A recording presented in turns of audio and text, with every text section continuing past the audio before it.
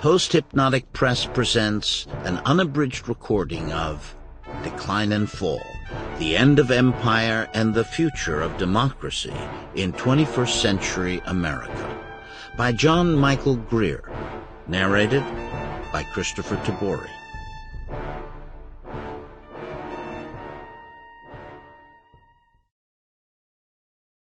Prologue. Understanding Empire. The decline and imminent fall of America's global empire is the most important geopolitical fact in today's world. It is also the least discussed. Politicians, generals, diplomats, and intelligence analysts around the world are already wrestling with the immense challenges posed by America's accelerating downfall, and trying to position themselves and their countries to prosper, or at least to survive, in the impending chaos of a post-American world.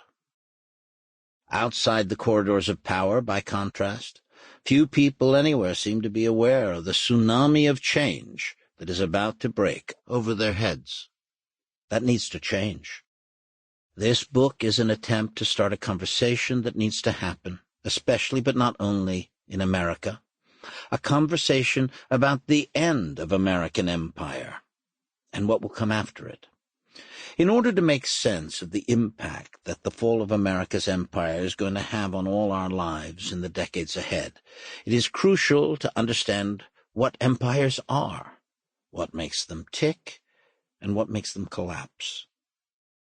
To do that, however, it will be necessary to bundle up an assortment of unhelpful assumptions and misunderstandings of history and chuck them into the compost.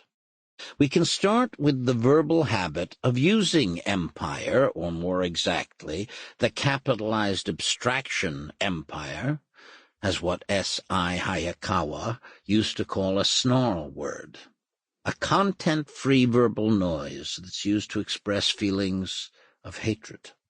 The language of politics these days consists largely of snarl words. When people on the leftward end of the political spectrum say fascist or empire, for example, more often than not these words mean exactly what socialist or liberal people mean to people on the right. That is, they express the emotional state of the speaker rather than anything relevant about the object under discussion. Behind this common habit is one of the most disturbing trends in contemporary political life.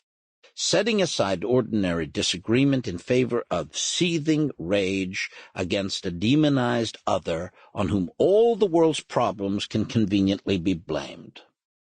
The need to sidestep this habit makes it urgent to get past the currently popular custom of using terms like empire as snarl words and recover their actual meaning as descriptions of specific forms of human, political, economic, and social interaction.